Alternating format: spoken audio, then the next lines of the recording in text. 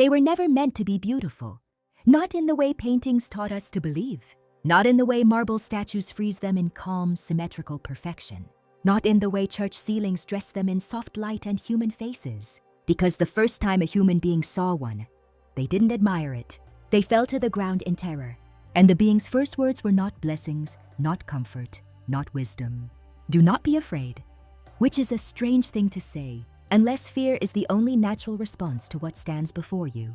For centuries, we were shown angels with gentle wings, golden halos, and kind eyes. But the earliest biblical texts describe something else entirely, something with too many eyes, too many wings, something that does not walk, but hovers, something that does not look at you, but sees through you. And the question begins to form, why did later generations soften them? Why did history repaint them into something harmless? What were the original writers trying to communicate that became too disturbing to preserve?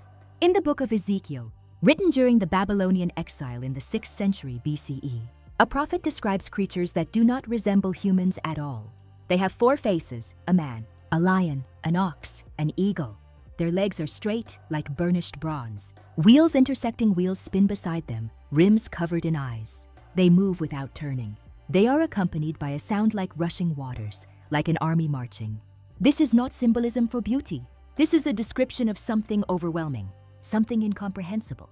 Ezekiel does not try to make them relatable. He struggles to find language at all. And then there are the seraphim in Isaiah. 6 wings each, 2 covering the face, 2 covering the feet, 2 for flying. They hover above the throne of God and cry out continuously. Not singing, not praising gently, crying out, loud enough to shake the temple's foundations. Smoke fills the room. The doorposts tremble. Isaiah does not feel blessed. He says, "Woe is me. I am undone, undone." As if the mere presence of these beings begins to unravel his mind, his sense of reality, his place in the world. And still, this is called an angel.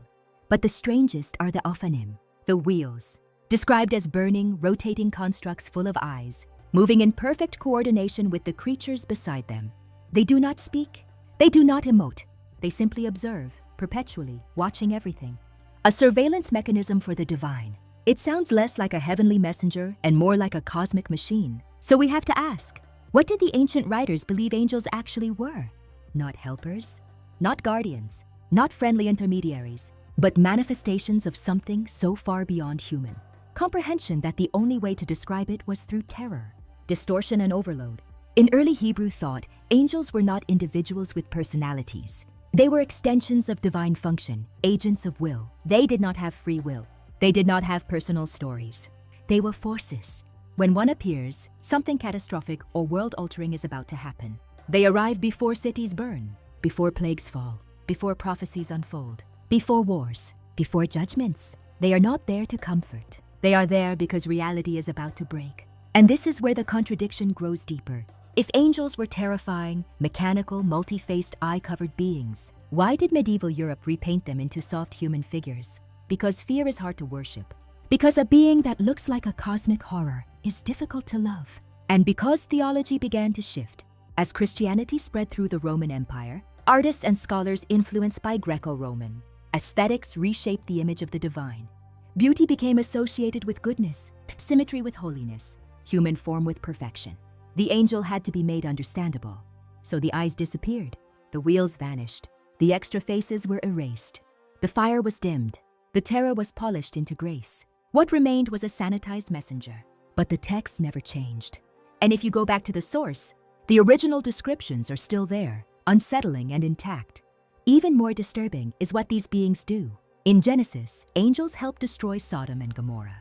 In Exodus, the angel of death passes through Egypt, killing firstborn children. In 2 Kings, an angel wipes out 185,000 Assyrian soldiers in a single night. No mercy, no hesitation. These are not compassionate figures. They are instruments of divine judgment. And psychologically, this reveals something profound about how ancient people understood the divine. God was not safe, and the beings closest to God were even less safe. Their appearance mirrors their function: overwhelming, unstoppable, inhuman. They do not resemble us because they are not meant to relate to us. They are meant to remind humans of how small they are, how fragile, how easily erased. This is why the first words are always, "Do not be afraid." Because the fear is not accidental. It is the point. It signals that what stands before you does not belong to your world, your logic, your biology. And perhaps this is the part history quietly buried.